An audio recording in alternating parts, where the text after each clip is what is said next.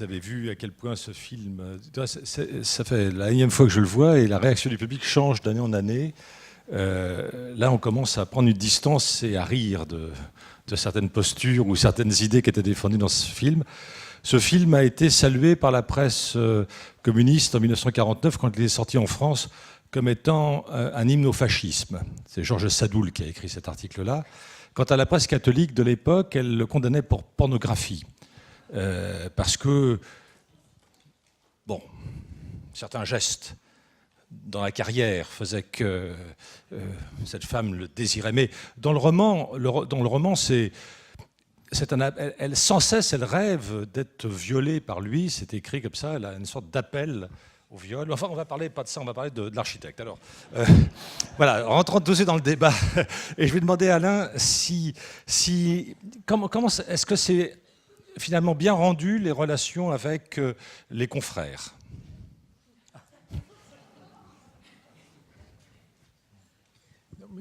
Est-ce que c'est la question tout de suite?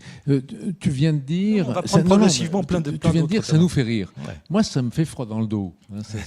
Non, très, très honnêtement, j'ai envie de dire que ce film date de 1949. C'est quand même un film sur la représentation qu'on se fait de l'architecte. Et peut-être qu'on peut aussi dire que rien n'a changé. Que pour beaucoup de gens, il ne se passe pas un jour sans qu'on me dise « Ah, quel beau métier !» ou « J'aurais voulu être architecte ». Bon, c'est étonnant. L'idée que les gens se font de l'architecte dans la société. Et là, j'ai envie de dire, les architectes, ils sont pour beaucoup. Ils se la jouent comme ça. Voilà. Bon. Alors, je n'ai pas envie de répondre tout de suite à ta question. J'ai envie de me dire, mais pourquoi c'est comme ça? Et historiquement, c'est comme ça parce que l'architecte, c'est d'abord celui qui est le plus près du prince. Bon. Donc, la relation entre l'architecte et le prince, elle est historique. Le problème, c'est qu'il y a un moment où le prince disparaît. Le prince, c'est quand même celui qui est porteur de la connaissance. L'architecte la partage, mais il n'a pas tout. Puis tout d'un coup, il se retrouve seul, et il faut bien qu'il se construise. Il se construit cette image de cet homme seul contre tous. Il est à la fois le prince, l'artiste, et là, ça commence vraiment à se casser la figure, quoi. Franchement, voilà, c'est un peu mon point de vue. Il est effectivement seul contre tous, comme le sont les artistes, mais il est plus porteur de grand-chose. C'est ça le problème. Et si l'artiste est seul devant sa toile, et puis qu'après tout, il en fait ce qu'il veut, l'architecte, et là, de mon point de vue, c'est la faille du film. C'est que si l'architecte est porteur d'une vision, il faut qu'il le dise. Et là, il dit jamais. La seule chose qu'il dise, c'est l'architecture, c'est la vérité de la construction. On a des matériaux nouveaux, l'architecture doit correspondre à ces matériaux. Ah oui, mais c'est un peu court. Ce n'est pas un vrai projet, ce n'est pas une vraie vision sur la société. Et en cela, je pense personnellement que c'est la faiblesse du film, d'un film qui est très très ambigu. Parce qu'il est à la fois très individualiste et en même temps, on se retourne complètement. Donc politiquement, je ne sais pas très bien comment on pourrait en parler. Hein. Ça se balade. Donc j'aurais plus envie de dire, au bout du compte, c'est un film sur l'amour plus que sur l'architecture. Et effectivement, l'amour des architectes entre eux n'est pas ce qui les caractérise le mieux. Voilà la réponse que je te ferai. Mais je ne connaissais pas ta question. Alors, toujours, on va essayer de prendre quelques thèmes comme ça. Un autre thème, c'est le rapport au compromis. Mais j'ai envie de dire, puisque c'est ça que tu voulais connaître, j'ai envie de dire que les enjeux sont énormes. Ouais. Comment peut-on demander à un architecte d'aimer un confrère qui gagne un concours sur lequel il y a plusieurs années de travail, une notoriété qui se construit? C'est extrêmement difficile. Hein, voilà, c'est tout. Et juste avant de te laisser me poser d'autres questions ou de laisser à la salle le plaisir d'en poser, J'ai envie de dire que la vraie question, c'est aujourd'hui, quelle représentation peut-on construire de l'architecte? Quelle est celle que l'on pourrait aimer partager? Et je voudrais que l'architecte partage beaucoup plus, hein, qu'il soit plus dans une posture de dialogue, porteur d'un vrai projet, d'une vision, mais la faire partager, pas dire simplement vous êtes tous des cons parce que vous ne me comprenez pas. Et moi je sais, donc voilà, il n'y a pas à discuter le plus. Ouais. Alors quel est il y a un mot qui revient plusieurs reprises, c'est tu vas pas réussir. Donc c'est dans le film, vous avez tous compris, c'est le vieux monsieur alcoolique qui est son premier patron, c'est Sullivan, évidemment. Donc on retrouve la formule, hein, la forme crée la fonction. Mais Sullivan a été effectivement le premier employeur de Wright. Voilà les parentés. Je précise tout de suite, je les ai notés parce que c'est assez impressionnant. En fait, d'autres ont fait le calcul, d'autres comme moi évidemment, ont fait le calcul que sur... évidemment, je ne veux pas retrouver, mais voilà, sur 638 plans du film, 70 montrent des maquettes et 148 montrent des plans dessinés ou des dessins ou des crevards. Et alors, on avait demandé à Wright de participer au tournage du film et il avait demandé 250 000 $. C'était une somme excessivement importante. Il l'avait chiffré très fort à l'époque pour ne pas, justement, être pris. Et donc, on l'a pas pris. Et du coup, le dessinateur du film copie un peu, s'inspire. On voit tous la maison sur la cascade, hein, mais évidemment, ce n'est pas du Wright, c'est simplement des esquisses comme ça qui le rappellent.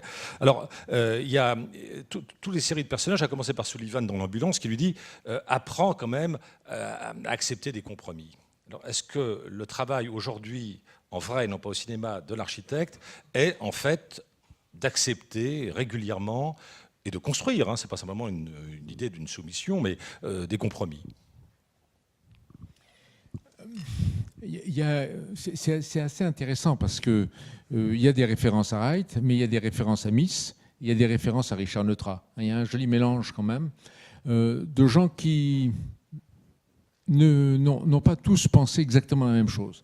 L'autre chose aussi, il est probable que Wright avait envie de construire une tour, il en a dessiné, mais il a défendu toute sa vie une autre position. Hein. C'est-à-dire que... Alors ça c'est très intéressant, sur les dernières images, les immeubles cruciformes sont ceux de Le Corbusier.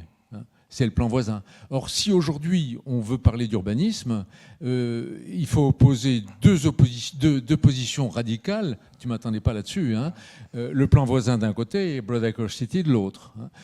Et la vérité est probablement ni d'un côté ni de l'autre. Mais bon, ce n'est pas le sujet. Mais néanmoins, c'est montrer à quel point, sur le plan des idées, on est en permanence ambigu. Et j'ai perdu ta question. La question du compromis ou la réadaptation du projet, une certaine souplesse de la part de l'architecte qui est prêt à entendre. Mais moi, je pense que oui. Enfin, bon, mais... Voilà, mais moi, je pense que, je pense que le compromis en France n'est pas acceptable. Je pense qu'il faut composer. Mais qu'est-ce que ça veut dire que de se pointer avec un projet qui est utopique? Ah oui, tu ne m'as pas posé la question d'utopie, mais voilà, hein, tout le monde parle d'utopie. Quelle est ton utopie? Et oui, seulement le problème, c'est qu'aujourd'hui, on parle de développement durable, on parle d'orientation, on parle de contexte, on parle d'histoire, on parle de transmission, alors que là, on est dans la radicalité, la table rase, rien n'existe avant, rien d'autre n'existera après. Voilà, moi, tout ça me dérange beaucoup, dans la mesure où je pense qu'à un moment donné, il doit y avoir une vérité, et que cette vérité est simplement de mettre en accord le dire et le faire. Or, le dire et le faire, c'est, pour le moins, d'entendre cette chose extraordinaire qui est cette attente de mise en rapport avec la nature aujourd'hui, et non pas uniquement le tout technique. Voilà. Or, lui cherche le tout technique, et cette mise en rapport avec la nature n'est pas une vérité, mais c'est une constante dans cette attente, dans cette demande. Et alors là, évidemment, ça veut dire que c'est extérieur, que l'architecture n'est pas autonome. Et tu me vois venir, bah, tout simplement, c'est composer, c'est faire avec. Hein, voilà. Donc le faire avec, c'est le propre de l'architecte. Si la position de l'architecte est d'accepter exactement de ce qu'on lui dit, alors il a effectivement le statut que la société lui attribue aujourd'hui, c'est-à-dire un prestataire de service. Et celle-là, vraiment, je la refuse. Ce n'est pas acceptable de traiter les architectes aujourd'hui en les prenant uniquement sur leur note de complexité, sur leur taux d'honoraire, sur voilà, de simplement refuser qu'il y ait des euros quand on présente un projet. Tout ça fait que, après tout, ils sont tous sur un pied d'égalité. Et alors, là, je vais certainement en choquer beaucoup, mais dans le fond, c'est la réponse à ta première question. Puisqu'on est tous égaux, puisqu'on fait partie d'un ordre, eh ben on est tous interchangeables. Et ça, c'est le paradoxe. C'est le paradoxe. Et oui, le paradoxe, c'est qu'on est tous différents et qu'on est tous porteurs d'une valeur essentielle dans la société, c'est la diversité. Et cette diversité-là, il faut la revendiquer. Et non pas espérer adhérer à un dogme unique qui ferait qu'on serait tous architectes parce qu'on connaît exactement les mêmes choses. Ben non, on a d'autres choses à dire. Je suis désolé. Alors mais je pense qu'en me faisant venir, tu imaginais que... Non, on va poursuivre la discussion. Alors, il y a un autre personnage central du film, évidemment, c'est la presse. Donc tout à l'heure, Guy a rappelé que tu avais créé une revue. Une revue, c'est pas tout à fait un quotidien, mais on sait aussi que dans l'histoire des gratte-ciel, les premiers gratte-ciel sont les sièges sociaux des compagnies d'assurance et des banques, mais aussi des médias, et de la presse en particulier, Times Square, tout le monde connaît, bon, etc. Donc on voit bien à quel point là, il fallait absolument, d'une certaine façon, démontrer que moi, self-made man, j'ai réussi tellement bien que je peux m'offrir la tour la plus haute. Alors là, je reviens plutôt au niveau de l'opinion publique, au niveau aussi de la critique architecturale, de ce personnage très bizarre qui est le critique d'architecture. Est-ce que... là, j'ai trouvé que c'était très, très éloigné de la situation française. Est-ce que toi, dans ta carrière, tu rencontrais des critiques, leur opinion t'intéressait, tu te confrontais à eux? C'est autre chose. Que leur opinion m'intéresse, c'est un autre problème. La question, c'est est-ce que mon opinion les intéressait? Moi, j'ai aucune opinion sur vous. Bon, voilà, c'est un peu ça. Non, mais c'est exactement le contraire.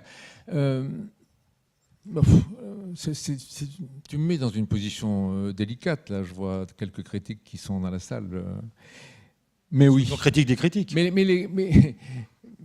Non, les critiques, est-ce que vraiment... ils sont dans une position qui est très difficile, eux-mêmes. Sont-ils vraiment indépendants? Est-ce que ils parlent au nom de quoi? Au nom de qui? Voilà. Je vais répondre autrement. Je vais répondre peut-être à côté de l'architecture, mais simplement dans le domaine de l'art. Aujourd'hui, y a-t-il une indépendance entre les critiques d'art, les galeristes et les banques et les collectionneurs? Non, tout ça est complètement verrouillé, lié. Non seulement ça l'est, mais on sent bien comment il y a un courant qui fait que on tente d'assimiler le design, la décoration, l'éclairagisme, l'art. On cherche à bien mélanger ça pour faire en sorte que la position d'artiste, qui est de porter un regard critique sur la société pour la faire avancer, ne puisse pas véritablement trouver sa place.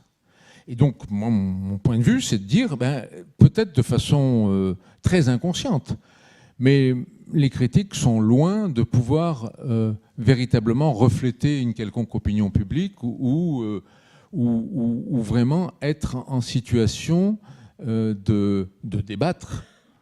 Et je vais dire pourquoi. Tout simplement parce que j'ai en tête la phrase d'un critique très connu sur la place et qui un jour m'a dit « Les conditions de production ne m'intéressent pas ».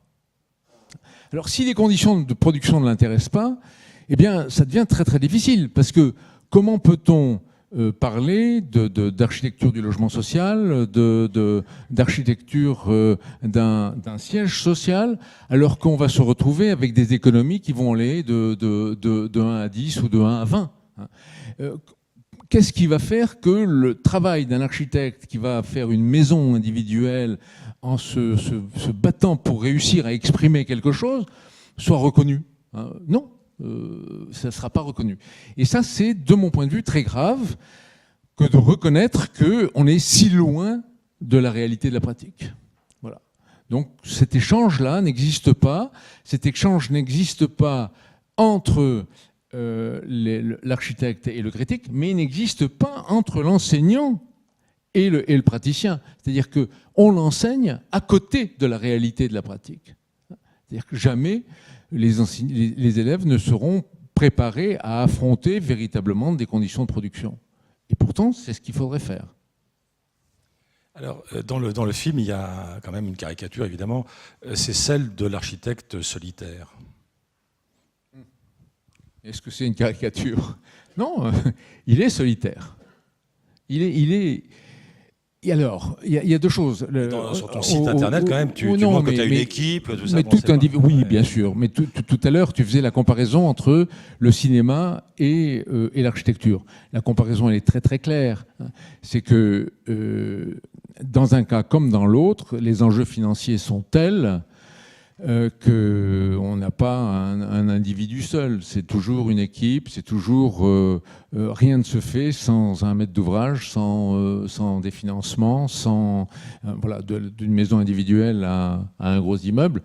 Tout ça se conduit et ne se fait pas par un homme seul dans un coin.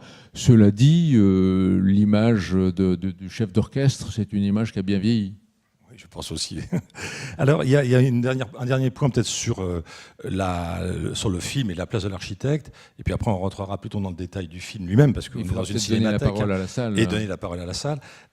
C'est le rapport à l'argent, parce que là, pour lui, c'est un truc qui est toujours secondaire. Il n'en parle jamais. Il signe les yeux fermés les contrats. C'est pas son truc. C'est pas ça qui l'intéresse. Est-ce que ce désintéressement-là, alors qu'on sait que chez Reich, ce n'est pas le cas, puisqu'il a écrit son autobiographie, il y a beaucoup de travaux sur lui, donc on sait que c'est quelqu'un qui faisait très attention, évidemment, à ses revenus, et il a même créé une école pour s'en sortir à un moment donné, et les frais d'inscription n'étaient pas du tout donnés, etc. Bon, est-ce que ce rapport à l'argent est quelque chose qui est finalement tout simplement un pourcentage admis par tout le monde, ou est-ce que c'est à chaque fois des négociations spécifiques, différentes, comme tu disais, selon un logement social, un hôtel 12 étoiles, enfin ça n'existe pas, mais enfin imaginons à Dubaï, bon, etc. Oui, c'est effectivement à chaque fois différent. Oui. Donc c'est très caricatural, et c'est probablement ce qu'il y a de plus difficile à discuter, un contrat. Parce qu'un contrat, c'est attaché à des prestations, et c'est beaucoup de temps, et j'ai envie de dire que l'essentiel, c'est la motivation. La motivation n'est pas l'argent.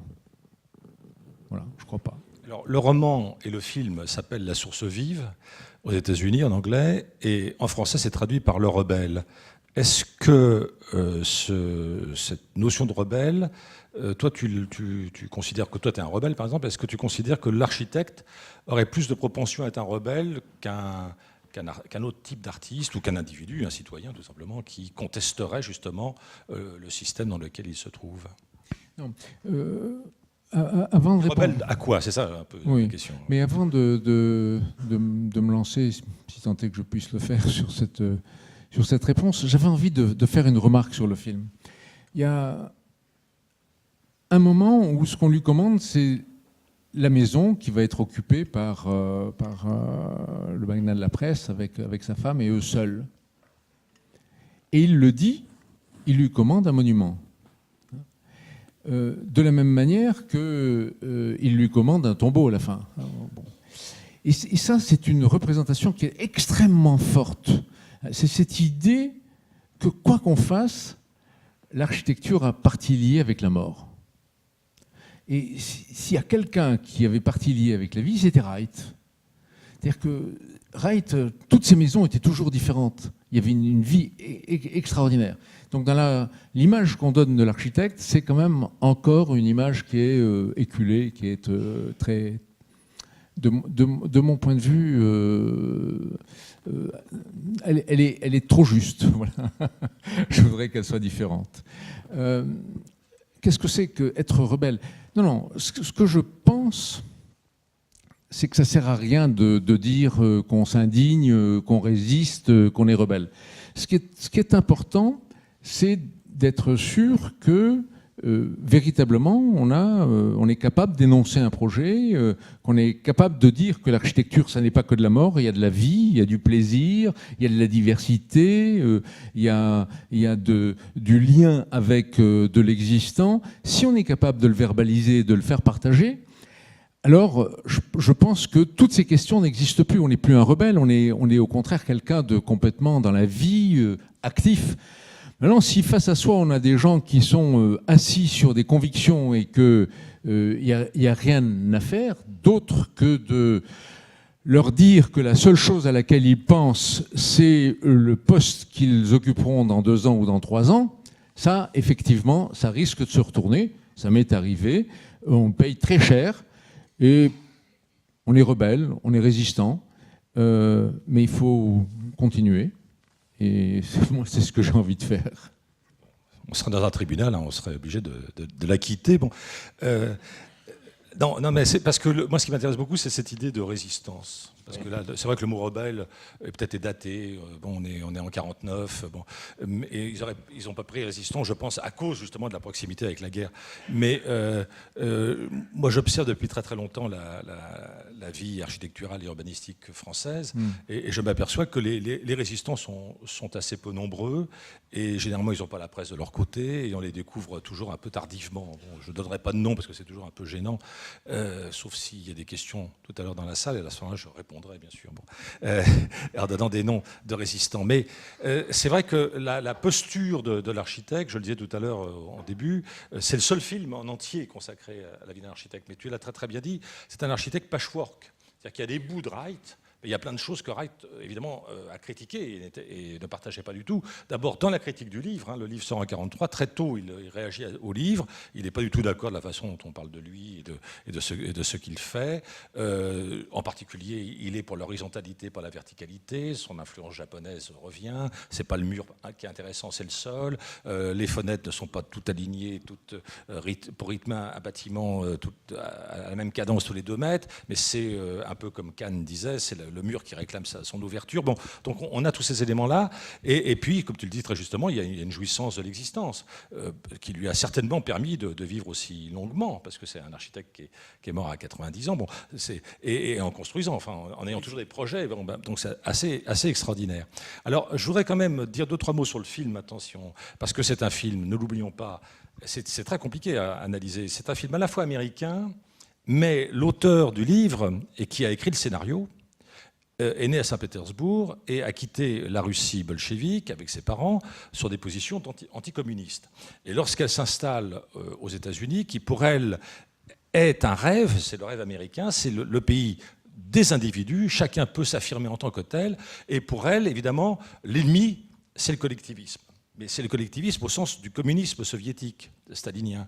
Et donc, elle va passer toute sa vie, quand je disais tout à l'heure, c'est une romancière, une idéologue, la partie idéologique de son œuvre, c'est-à-dire les essais, sont beaucoup plus nombreux que ses romans. Et elle va avoir un succès considérable. Quand ce livre sort, il s'en vend 7 millions d'exemplaires. Vous voyez, donc c'est pas n'importe quoi. Et King Vidor et les majors du cinéma misent sur un best-seller, évidemment. Donc ils se disent le film va être porté par le succès du roman. Et King Vidor n'est pas n'importe qui. Je voudrais dire 2-3 mots sur lui, peut-être, pour bien le situer. Il naît en 1894, donc un an avant le cinématographe, et il meurt en 1982. Il commence d'abord par être figurant, comme ça, sur des films. Et puis ensuite, voilà, comme un peu un scénario assez banal, il commence petitement, il fréquente des gens, il est l'assistant d'un réalisateur, et puis progressivement, il devient réalisateur à son tour, et il va surtout réaliser des westerns. Alors je dis ça parce que c'est important pour voir pourquoi il a choisi Gary Cooper, et pourquoi Gary Cooper, dans ce film, est un cow-boy. Est encore un cow-boy, j'allais dire, c'est dans sa posture et dans sa gestuelle. Et alors, King Vidor va être toute sa vie un adepte de la Christian Science, c'est-à-dire de toute une position de catholique social, si vous voulez, pour le traduire comme ça un peu en français, c'est un catho de gauche, on dirait ça comme ça, qui est très très attentif aux structures caritatives, et donc tous ces films sont des combats. Et par exemple, je donne quelques exemples. Quand il fait la Grande Parade en 1925, c'est sur la guerre. Quand il fait La Foule en 1928, c'est sur le chômage. Quand il fait Alléluia en 1929, avec que des acteurs noirs, c'est le premier film où il n'y a que des acteurs noirs, c'est une prise d'opposition, évidemment, sur les droits civiques. Quand il réalise Notre pain quotidien en 1939, c'est sur les abus des banques qui, finalement, enserrent les gens dans leurs griffes du crédit. Et donc, pour lui, chaque film est un combat. Et là, ce qu'il veut mettre en avant, c'est la qualité de la créativité, quoi. Hein, le créateur est autonome, il n'a de compte à rendre à personne. Alors il prend Gary Cooper. Gary Cooper est né en 1901 et il meurt d'un cancer en 1961. Donc là, il a 48 ans.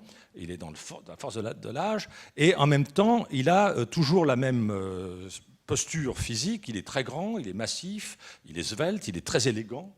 Et il a toujours une petite inclinaison de la tête. Ça, c'est ses biographes. Moi, je n'ai pas revu tous ses films, mais les biographes constatent que souvent, il est très grand, mais il a cette petite inclinaison pour dire qu'il est attentif à l'autre. Et on voit bien, il est très économe de parole, mais dans la plupart de ses rôles, il est économe de parole. Il n'y a pas que dans ce film-là. Hein. Il attend son heure, il réfléchit beaucoup, ça macère en lui, tout d'un coup, là, il fait son plaidoyer tout seul, il n'y a pas besoin d'avocat pour s'en sortir. Et évidemment, vous l'avez deviné, bien sûr, il va être amoureux de Patricia Neal, qui joue Dominique Francon, et ils vont avoir une liaison de 1949 jusqu'en 1953, où la femme de Gary Cooper lui demande de choisir entre elle et cette petite John qui a 25 ans de moins, et bon, il choisit de rester avec sa femme et ses enfants, et elle racontera beaucoup plus tard que le plus grand drame de sa vie, parce qu'elle est toujours amoureuse de lui, c'était d'avoir avorté. En fait, à un moment donné, elle attendait un enfant de lui, et elle regrettera toute sa vie de ne pas avoir un petit Gary. Si je puis dire, ou une petite, je ne sais pas comment on dit ça. Bon. Donc c'est une histoire. Alors pourquoi je dis ça? Parce que on le voit dans le regard qu'elle porte sur lui pendant le procès. C'est-à-dire que vraiment, on voit que c'est un... Et là King Vidor a très bien joué. C'est-à-dire qu'il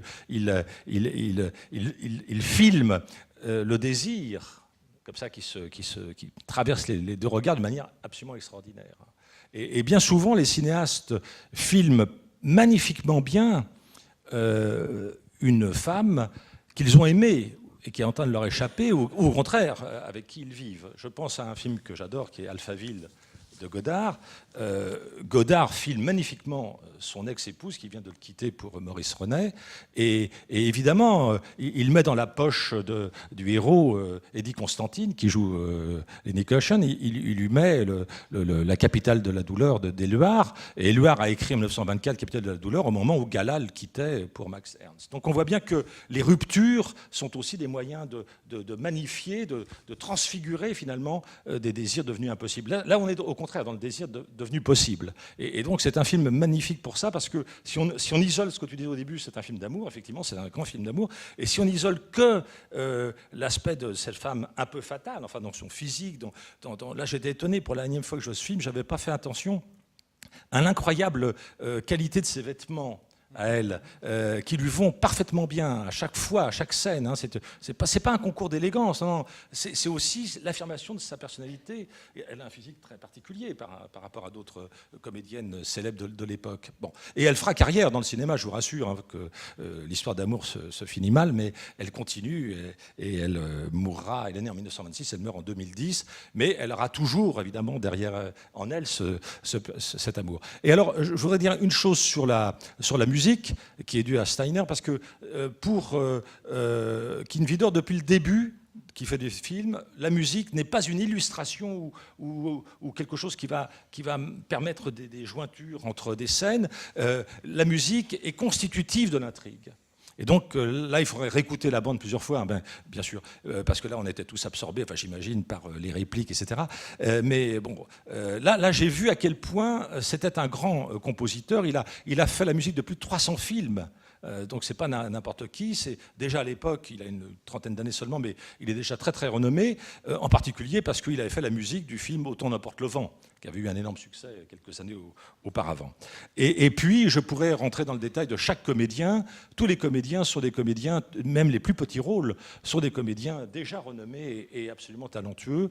Je prendrai juste l'exemple parce qu'il est tellement odieux, le propriétaire du journal, que je vous rassure, il a pris position contre la guerre au Vietnam à l'époque de Johnson. Donc, il faut quand même lui rendre hommage à ce niveau-là, parce que souvent on identifie malheureusement les comédiens au rôle qu'ils interprètent et ils n'arrivent plus à s'en débarrasser.